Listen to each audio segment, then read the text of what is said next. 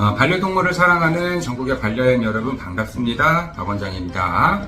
신장병 아이들이 그 단계를 A단계, B1, B2, C, D단계 이렇게 이천판 폐쇄부전증 환자들의 단계로 구분한다고 했잖아요. 그래서 보통 B2 단계부터 약을 먹는 게 좋다 말씀을 드렸고, C단계부터는 일반적으로 이뇨제를 사용을 한다. 이런 게 이제 일반적인 원칙인데, 이제 많이 하는 질문들 중에 하나가 뭐가 있냐면 B1, B2 사이인데 약을 먹는 게 맞나요? 틀리나요? 병원마다 말이 달라요. 이런 질문들 많고요. B2 단계고 아직 C 단계는 아닌데 이뇨제를 먹는 게 맞나요? 어느 병원에서 먹으라고 하고 어느 병원에서는 먹지 말라고 하고, 그래서 어떤 게 맞는 건지 모르겠어요. 이런 질문들이 상당히 많습니다. 결론부터 말씀드리면 무자르듯이 잘리는 게 아니에요. 다시 말하면 이런 거죠.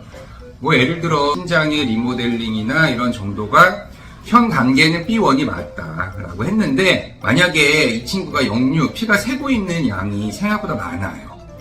그러면 고민을 하겠죠. 이거가 생각보다 빨리 B2 단계로 넘어갈 확률이 있겠다. 이런 고민들을 하게 될 겁니다. 그러면 이 친구는 B1이지만 B2로 갈 확률이 아주 높다. 왜? 역류량이 많기 때문에. 근데 만약에 보호자분이 한 달 주기로 짧게 와서 검사를 하자고 한다거나 했는데 좀 여의치 않은 경우들도 있겠죠. 6개월 뒤에 다시 봐야 되고 이런 상황들이 있어요. 그러면 이 6개월 사이에 어떤 문제가 생길지를 모르잖아요. 그러면은 B1 단계임에도 불구하고 역류량이 많고 하기 때문에 약을 미리 시작을 하는 경우가 있을 수도 있는 겁니다. B1이면 무조건 약을 안 먹고 B2면 무조건 약을 먹고, 어떻게 뭐 병이라고 하는 게 이렇게 무자르듯이 하나로 딱 잘리는 게 아니에요. 근데 진료의 편의성을 위해서 개괄적으로 그렇게 구분을 해놓은 거지만, 임상이라고 하는 게 모든 케이스가 그 구분에 딱딱 맞게 들어갈 수는 없다. 그런 부분이 있습니다. 그래서 뭐 B1인데 약을 먹이라고 한다, 먹지 말라고 한다. 그러면은 그걸 물어보시면 돼요. B1임에도 불구하고 약을 미리 복용을 권유하는 이유가 뭔지를 물어보면 되는 거예요. 그래서 그 이유가 합리적이면은 먹을 수 있는 거죠.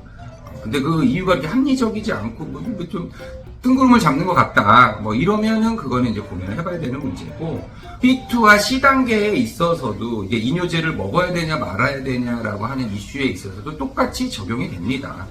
어떤 보호자분들은 이뇨제 먹으면 큰일이 난다고 생각을 해서 C 단계에 거의 근접을 했지만 물이 차기 전엔 절대 이뇨제를 먹지 않겠다라고 해서 이뇨제를 안 먹고 버티시는 분들도 많이 있어요. 그때 이 아이는 정말 조만간 물이 찰 확률이 높은데, 이거를 물이 찬 다음에 무조건 이뇨제를 쓸 것이냐, 아니면은 고용량으로 쓰는 이뇨제가 아니라면 조금 일찍 써도 무리가 없는데 이게 C가 아직 아니기 때문에 이뇨제를 안 쓸 것이냐.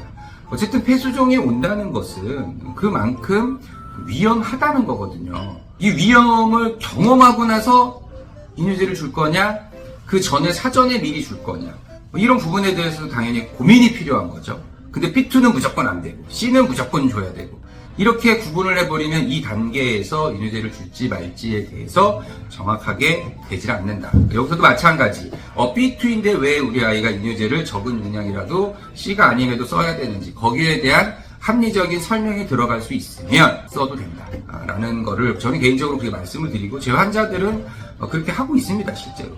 왜냐하면은 아이들이 나 폐수종이 와가지고 고생하고 막 이렇게 하는 모습, 그 다음에 또 그렇게 한번 오면은 실은 병원 비용도 엄청 진료비가 많이 나오거든요. 며칠 입원하고 또 위험하고 그런 게 있어서 그거에 맞춰서 저는 적절하게 약 처방을 하고 있다라는 말씀을 오늘 드리고요. 모두 새해 복 많이 받으시고 항상 좋은 일만 가득하기를 바라고요. 제 영상이 도움이 많이 된다라고 하면은 주변 반려인 분들에게 소개를 해줘서 모두가 양질의 그런 진료를 받을 수 있고, 엄청 많은 그 정보의 홍수 속에서 좋은 정보를 가지고 우리 아이들을 케어하는데 좀 더 도움이 됐으면 좋겠다는 말씀을 이 자리를 빌어 드리고 싶습니다. 안녕.